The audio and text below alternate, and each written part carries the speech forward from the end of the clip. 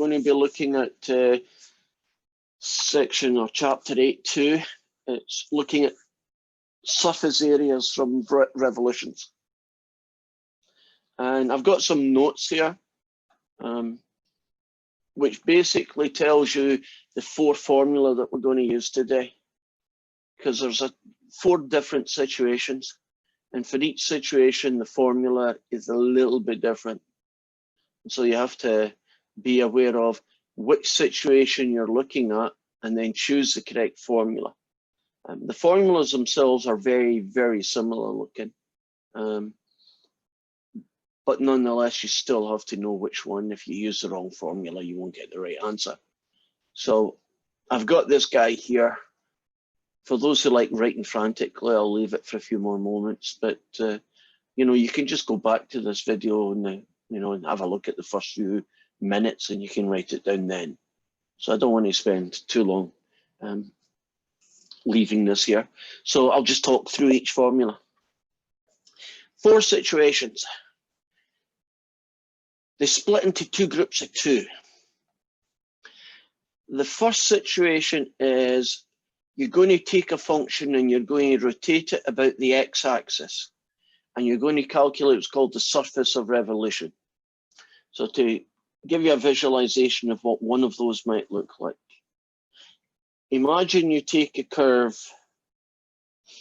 y equals f of x, this curve here, and you rotate it about the x-axis. So that would be one of the 4 situations.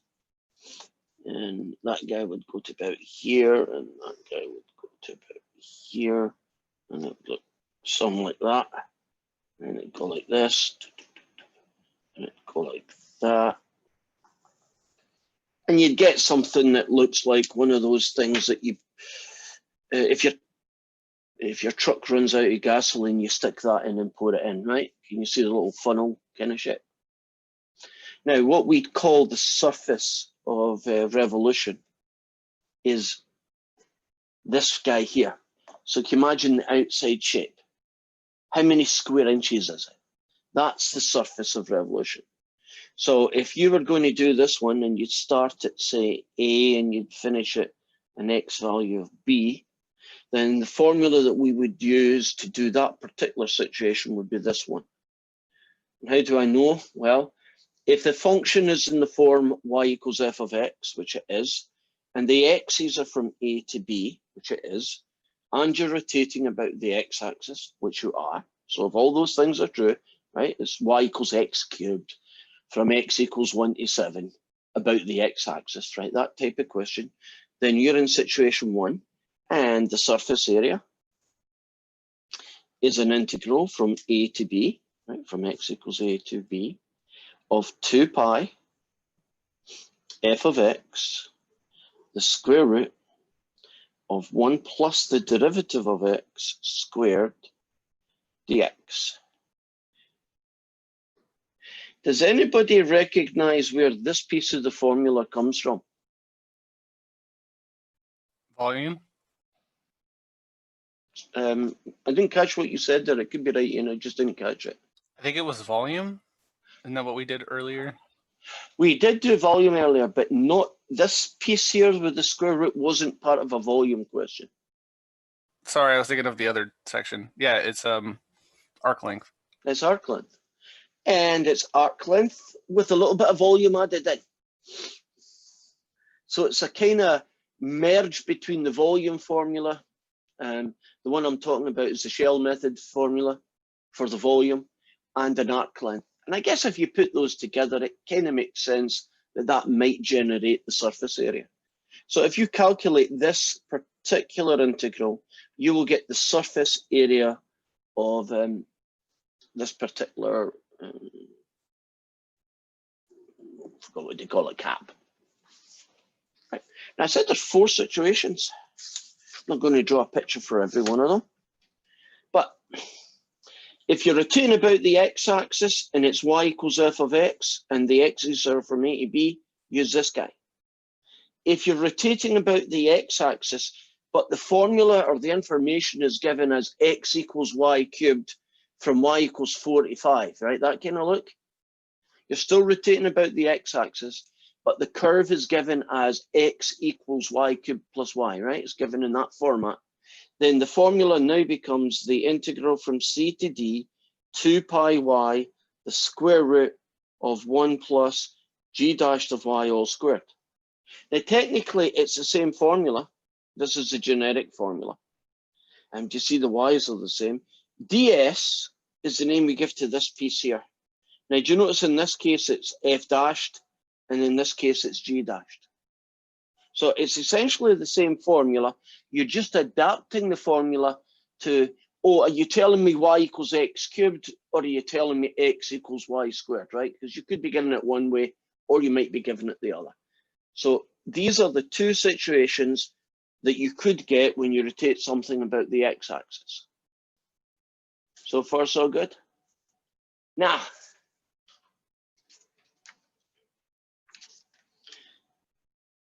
hopefully not a surprise, there are two more situations when you rotate something about the y-axis. If your information is given in terms of x's, you use this formula. If your information is given in terms of y, you use that formula. Now, if you put some of them side by side, they almost look like you change an x for a y, and that's basically what happens, right? The formula just switches places. But here are our four formula. And I'll give you just a few more moments if you want to write these down. As I said, the best bet would be just to go online this evening and, you know, stop at whatever number this is on and just copy it there. Anyway, you're going to see most of them again quite soon as we use them. Okay. Let's do an example.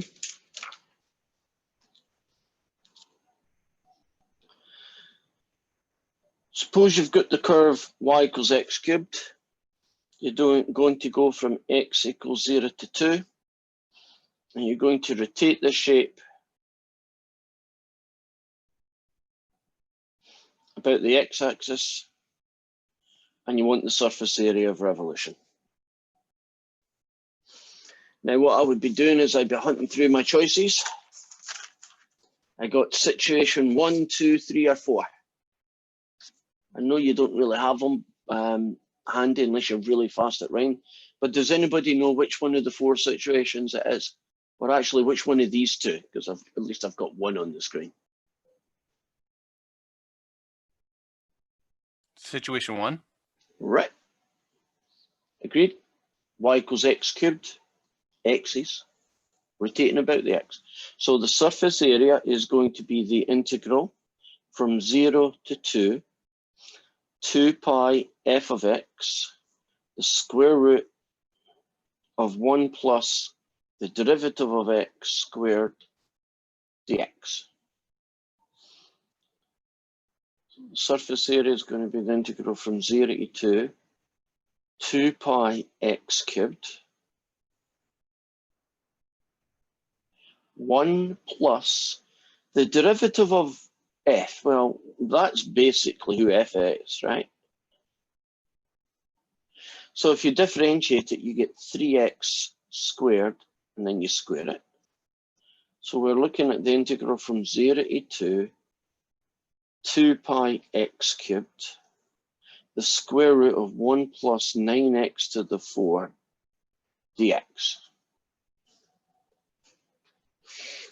Now, can you imagine that when you do a surface area question, it's going to be a bit uglier than the arc length, because the arc length would just be that guy, right? But now we have an extra piece. So that means that we have 3, typically 3 situations. There's a 4th one, but I'm not sure that's a situation. Typically 3 normal situations. This is one of them. What technique will you use in this particular integration?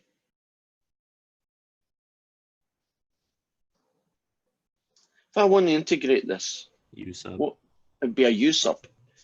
wouldn't the u sub be 1 plus 9x to the 4? So that's one of the 4. We're coming back to this guy, but can you imagine a totally different question? But can you imagine I get one that looks like this?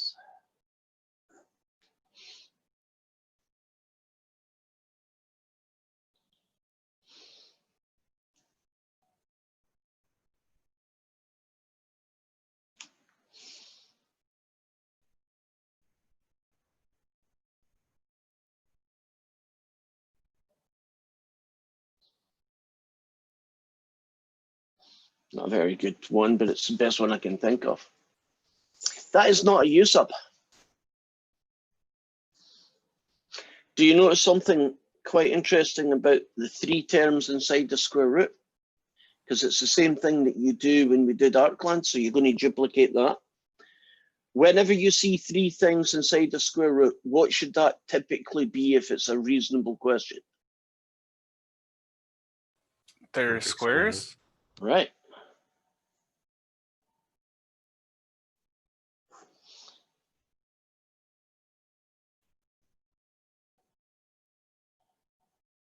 And in that situation,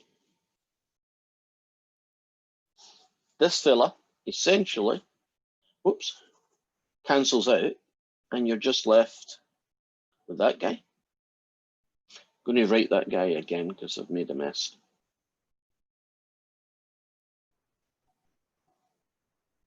What would I do next?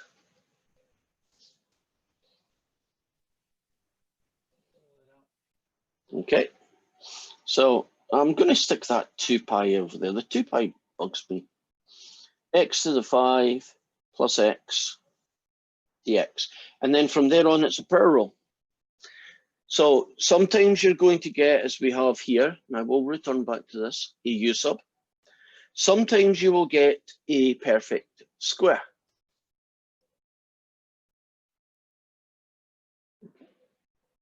So far, so good.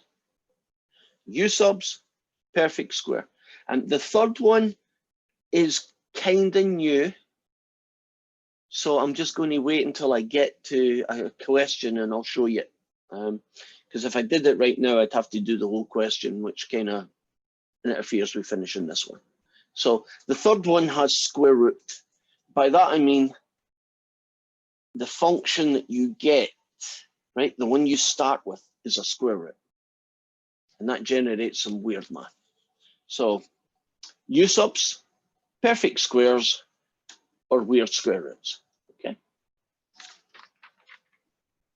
So let's return to this fella. I guess I could do my u sub over here. We already decided, agreed that that was the u sub. Aren't we using the rule, ugly guy inside square root is a good candidate for the u sub, right? That's the rule I was using. So differentiate it with respect to x. Oh, a side note, I've got in front of me some of the answers.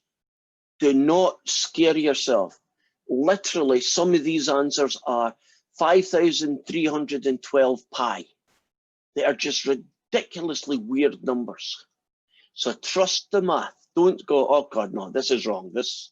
I'm not even going to keep going. This is just wrong. Yeah, you are going to get ridiculously ugly fractions and ridiculously ugly numbers. I guess now that I've told you that, you won't be freaked out, right, when it happens, right? You'll just go with the flow. Crossover and separate.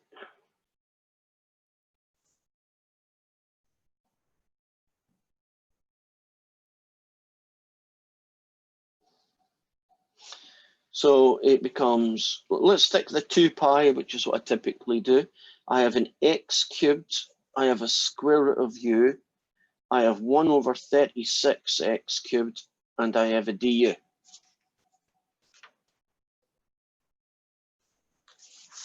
Are we happy about where all the pieces came from?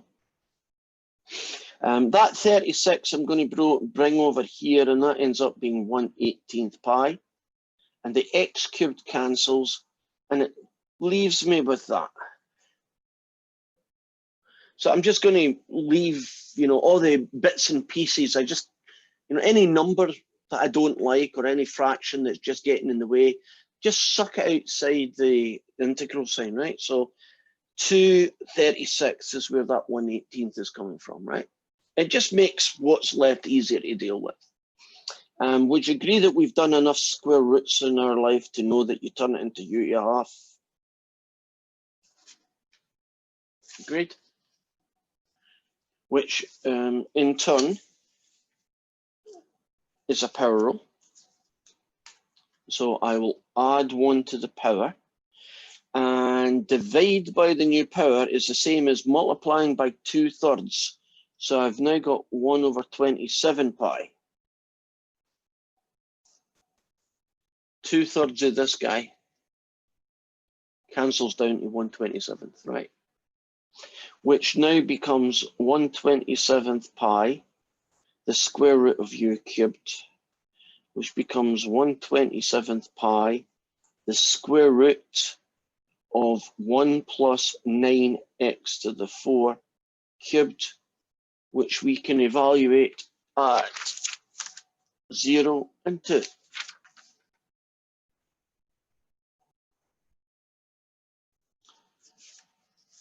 I guess I should keep going with this one. So it's 1/27th pi. Plug into 2, 4, 8, 16, 9 times 16, good grief, 9 times 16 is 145 cubed. Take away 1 cubed is 1, take away 1. Say that again? That is 144. And then I'm adding 1. You have 145 right there. Yes.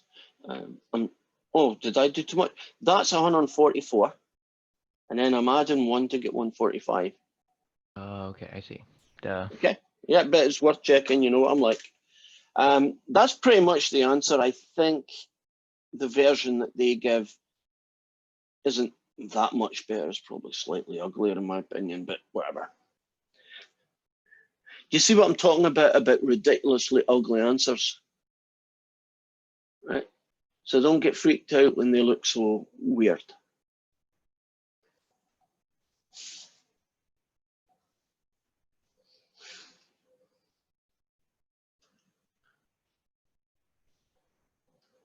Are we good?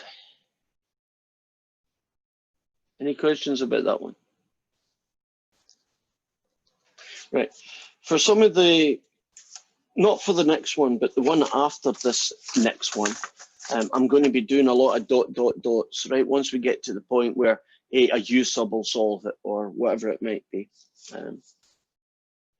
We'll talk about that. Now, where is that weird fraction one that I wanted? I want a weird fraction one. I know you're right.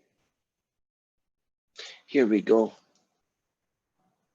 Y equals the square root of 1 plus 2x. And we'll do x equals 0 to 4.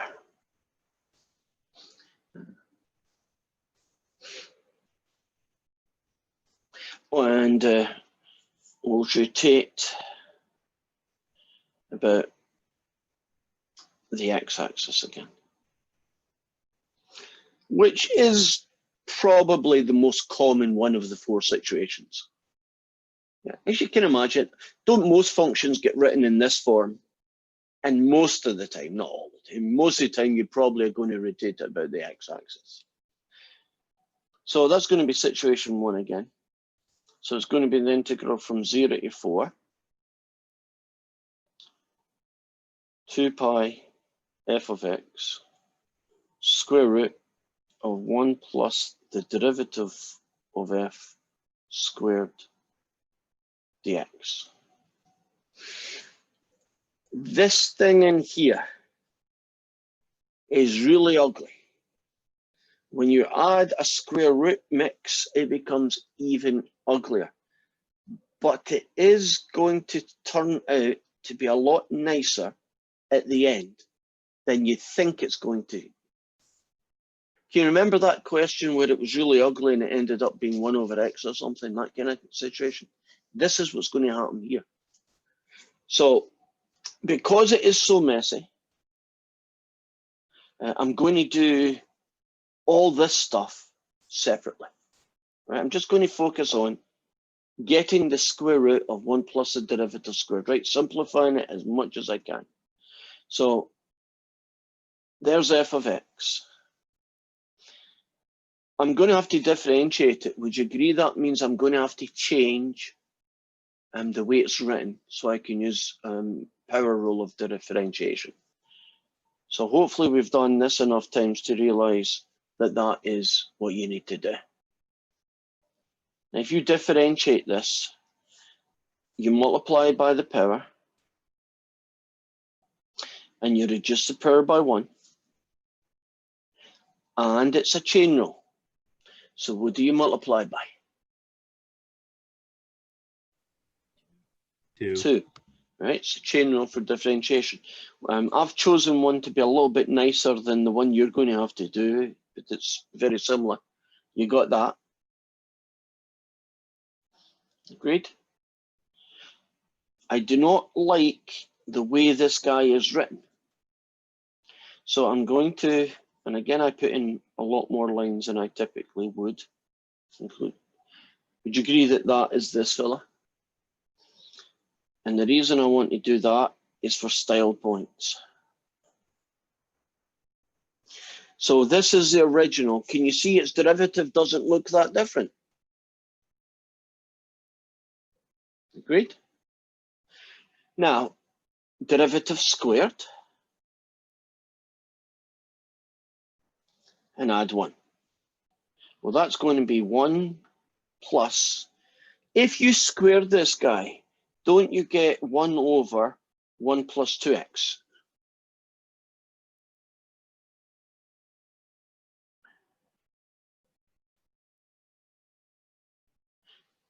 Do you agree? If you square this, you get 1 squared over that guy. Now, I need to combine this into a single fraction. So I'm going to turn the 1 into this guy, which means I can now add them together. And 1 plus the derivative squared is 2 plus 2x over 1 plus 2x. Are you happy about how this thing became that fraction? Now I'll switch places. The surface area is going to be the integral from 0 to 4, 2 pi f of x, which is this guy, which is the square root of 1 plus 2x, times the square root of this guy.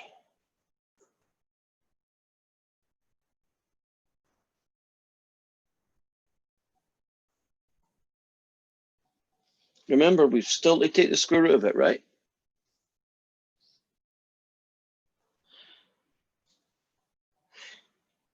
Any ideas how to make this prettier?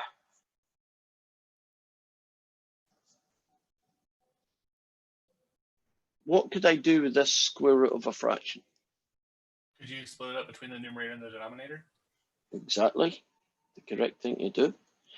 And do you notice something really pretty, Arms? You'll see a cancel. You didn't expect that at the beginning, did you? Which means that we now have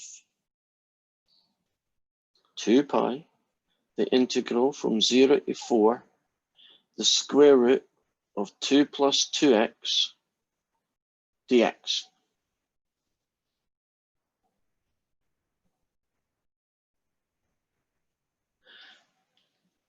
I'm not going to finish this question because I hope I don't need to. Can we solve this by a u sub of 2 plus 2x? it would probably be a good idea to call it that again, right? But couldn't we solve it by a U sub in that format? Or couldn't I do the linear shortcut method if I felt like it? And whatever it is, dot, dot, dot, dot, you'll get the answer.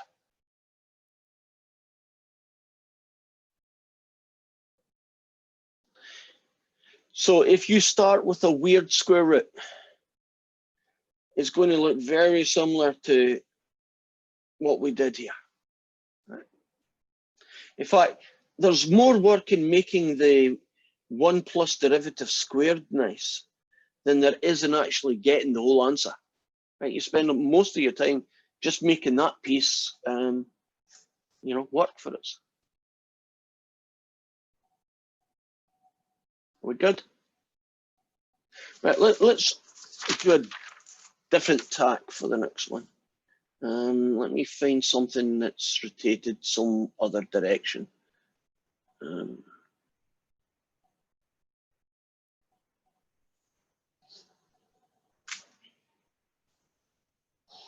We have y equals 1/4 x squared minus 1/2 natural log of x, and the x is going to be from 3 to 4. And we're going to rotate about the y-axis. So we have 4 situations.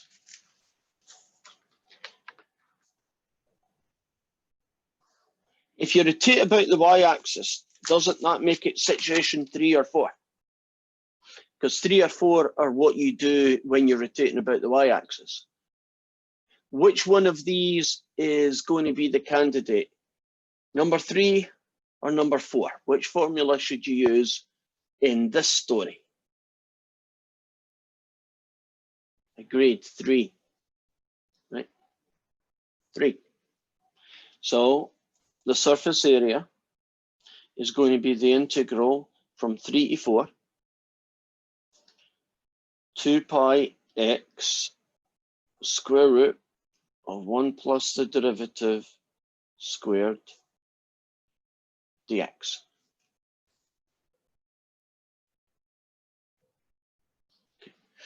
Imagine it was a very similar question, but it was x equals y cubed and y was going from 0 to 5. Right? So you're still rotating about the y-axis, but this is the information. Wouldn't we then have went to situation 4 and used this formula? So x-axis rotation, y-axis rotation. X-axis rotation is one of these two, right? Situation 1 and 2. Y-axis rotation is situation 3 and 4. You got to make sure that you pick the right formula, because if you don't do that, I don't really care what you do after that, it's not going to work, right? It's like in physics, using the formula for velocity when it should be the formula for acceleration, right? You might get some numbers, but it ain't the question and it ain't the answer. So what are we going to do with this guy? Well, I'm going to focus on this derivative again, because that's really where all the heavy duty, all the lifting is going to go, all the heavy duty work. So f of x is this guy. I'm going to differentiate it now. Power rule with this one. What do you get if you differentiate a half log x? 1/2x. You do. I'm just going to write it like that. It's the same thing, but I think it helps my brain anyway. Now you're going to do 1 plus the derivative squared now. So it's going to be 1 plus this guy squared. And if you find it a little bit hard to do, you might just want to write it out in full, and that way you can use FOIL. Right, a half x times a half x is 1/4 x squared. What will a half x times a half, well, negative a half, 1/x get me? So it's a half x multiplied by negative a half, 1/x's.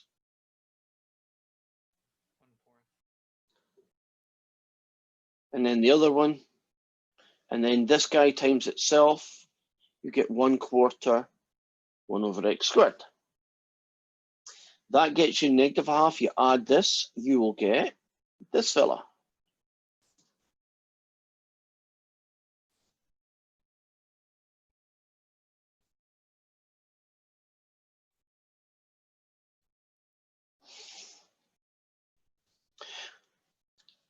Oh, let's do the square root bit while we're at it, because I've got some room. Right, so I'll use it. We're going to take the square root of this.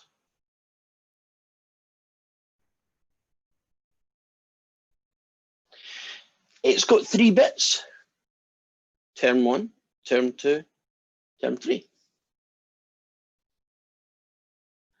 Doesn't that make it a perfect square? Or it better be.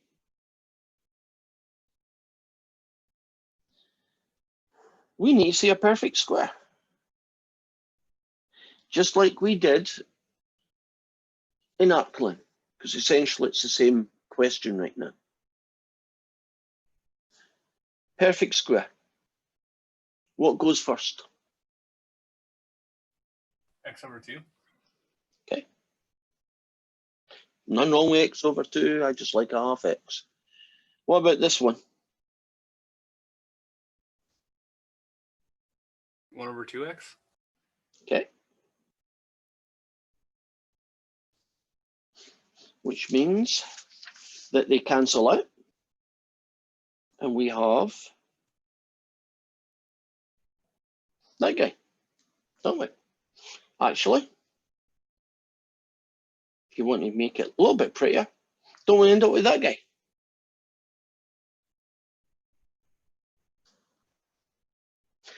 Now, I'll go back to our question. I'll pull out the 2 pi because it's a distraction. It's x. That entire thing is a half x plus 1/x dx. That half and the 2 cancel out, so I now have a pi. Won't the x times these 2 guys, and you get x squared plus 1? And dot, dot, dot. I mean, isn't that easy to integrate? Just power rule.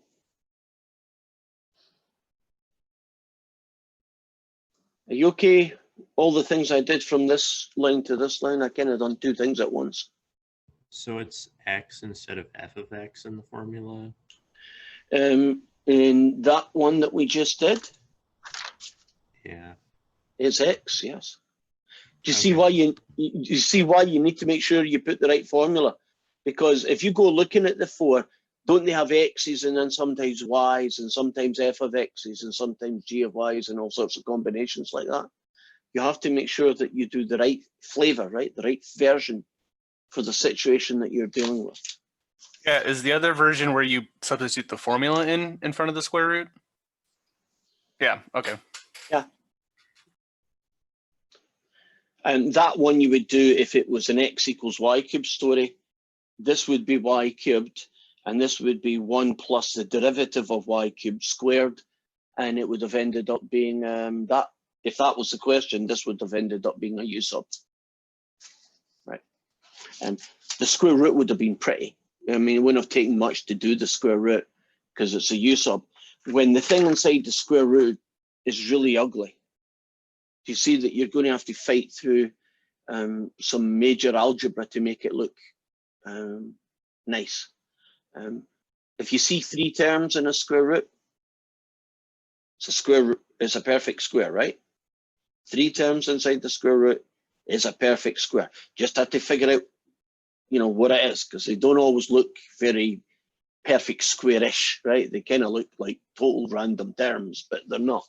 They are connected if you do it correctly. How are we doing so far? Okay, we're going to continue with this guy tomorrow, and I'm not finished yet, but I want to do a very special question because I want to show you how weird math is.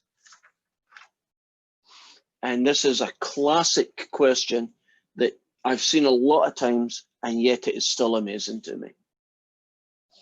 There is a function that is very simple, 1 over x. And this function, if you sketch it, looks like that. So far, so good. Now, I want you to imagine that this shape gets rotated about the x-axis. And we start at 1.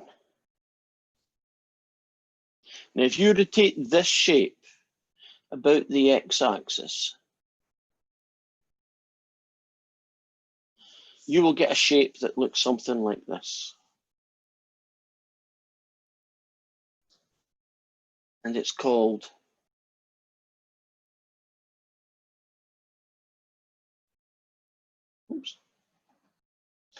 Gabriel's horn. Has anybody seen this? It's a classic question from classical math. Now, I am going to find the volume of Gabriel's horn. So this is throwback to weeks and weeks ago. And then I'm going to get the surface area of Gabriel's horn. But that means that I'm going to have to do the integral from 1 to infinity. So we're going to use indefinite integrals as well, right? So improper integrals, I should say. Okay, so let's do the volume first. If you want to take the volume of the function f of x equal to 1 over x, right? And you want to do it from 1 equals x to infinity, right? Then isn't the volume the integral from 1 to infinity of pi f of x squared dx? Remember, one of the formulas for volume is that guy. Now I'm going to kick out the pi, and it's going to be the integral from 1 to infinity of 1 over x squared dx. You all comfortable so far? That's going to be pi, the integral from 1 to infinity of 1 over x squared. Still good? And that's going to be pi, putting in every line I can think of here. That guy.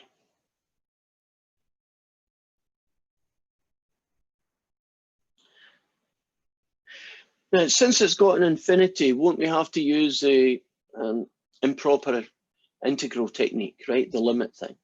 So it's going to be pi times the limit as t tends to infinity of the integral from 1 to t of x to negative 2 dx. Right? So you get infinite integral. That's going to be pi. Right, add 1 to the power and divide by that new power.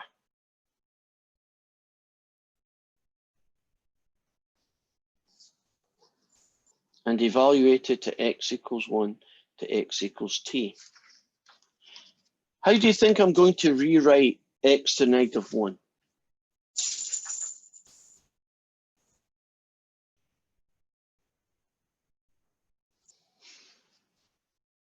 Negative 1 over x.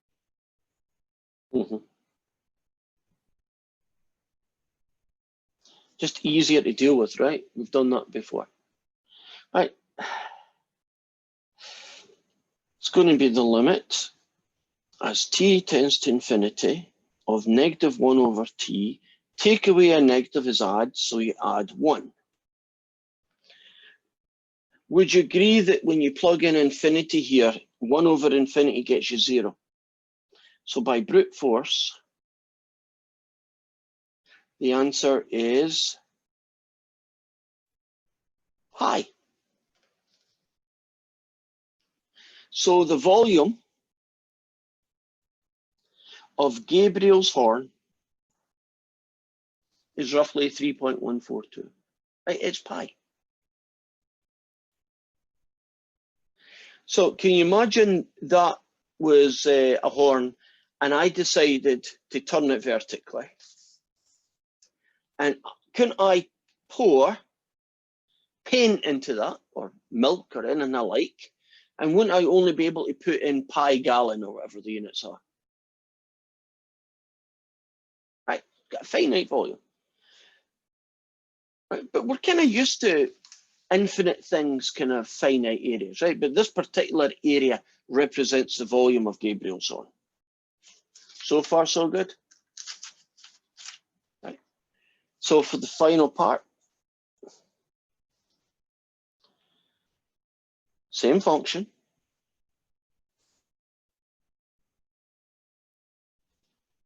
Oops, 1. About the x-axis again.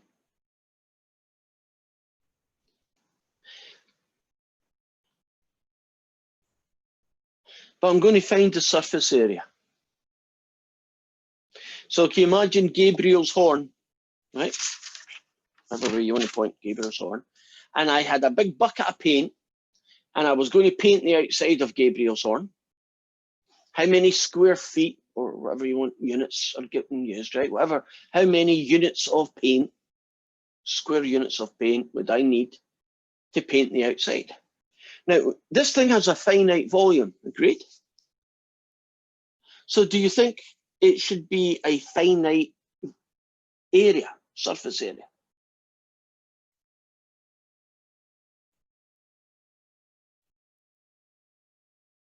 Seems reasonable.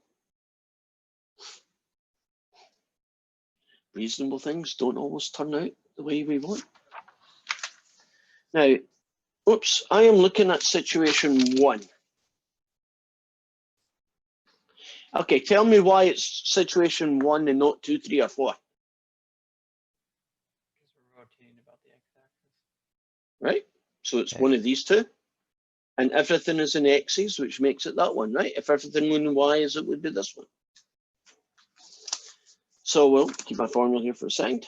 So it's going to be the integral from 1 to infinity, 2 pi f of x, the square root of 1 plus the derivative squared dx.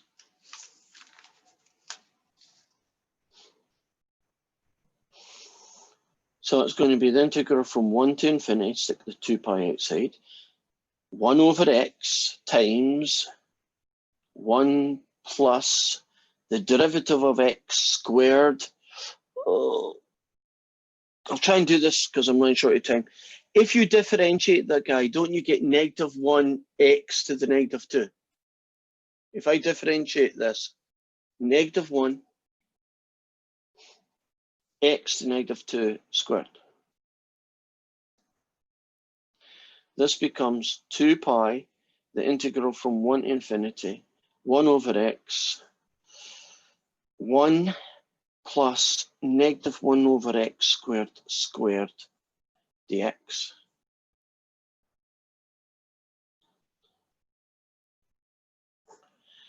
One plus 1 over x to the 4 dx.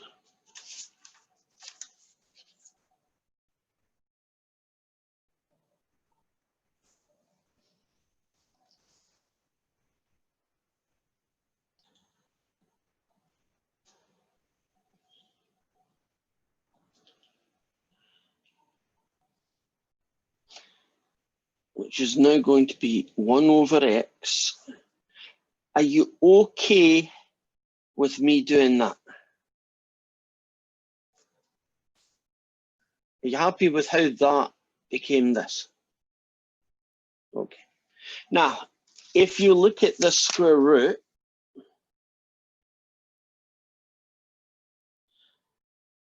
can't this guy get separated into this guy over this guy?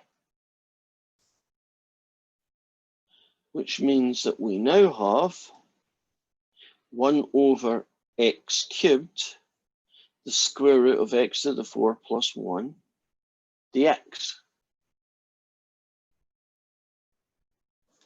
which I am now going to rewrite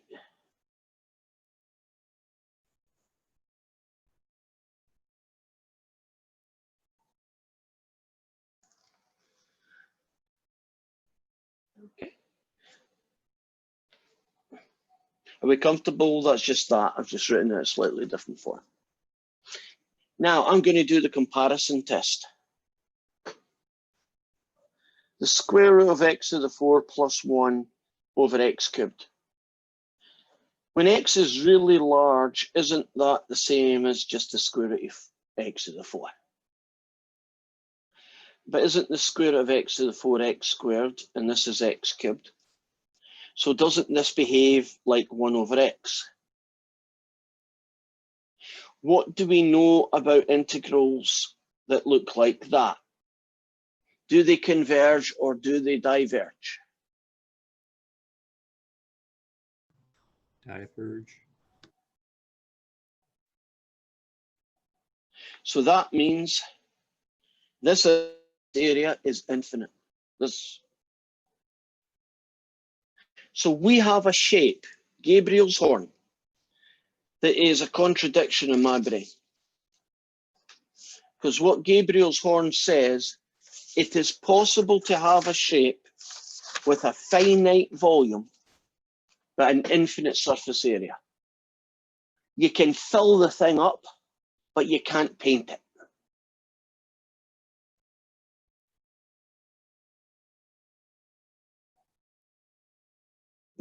I don't know if does that not sound like a contradiction? I can fill it up with pi gallon, but the surface area is so big that all the paint in the universe wouldn't be enough to paint it. If I filled it up with paint, haven't I painted it?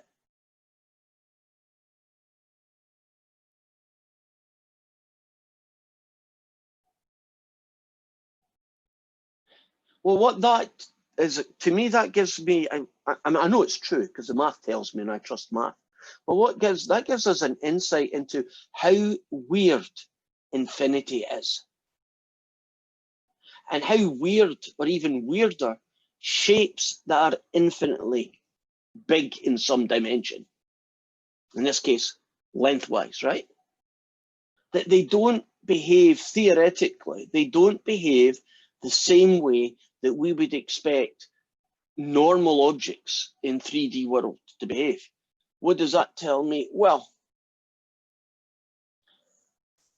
can you imagine you were modeling a black hole? Don't black holes essentially destroy the fabric of space-time? So could you imagine this could be a representation of a black hole? This black hole has a finite volume. Right, if you go to space, there's a black hole there. Can't you stick it inside a box? It's got a finite volume. But theoretically, if you stuck things to the outside of a black hole, don't you have enough room there to stick the entire universe? Because it has an infinite surface area.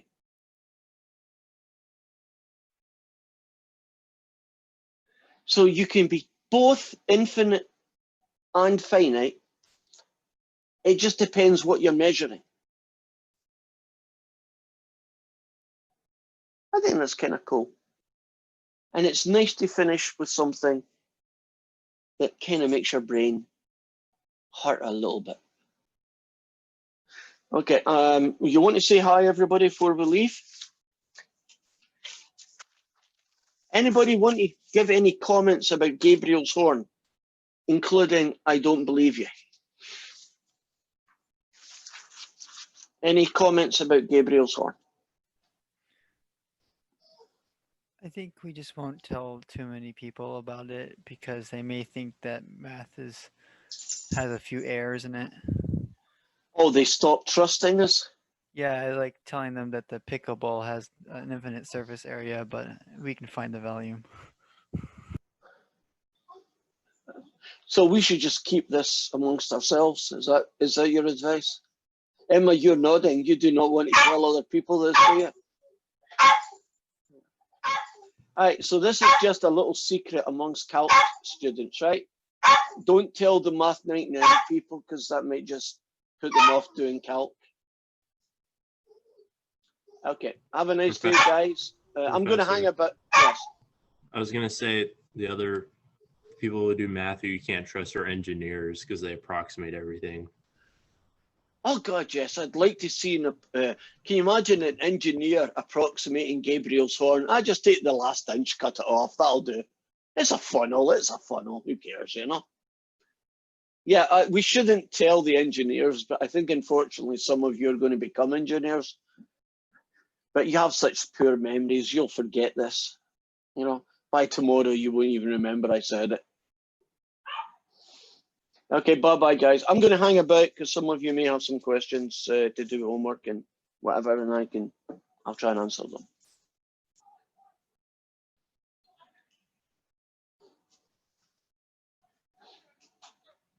Okay, it looks like Trenton and Ian are left. Does that sound about right? What do you first? Yeah, I Trenton? was. Could you put up the last situation or whatever? Sure. I'll put it up.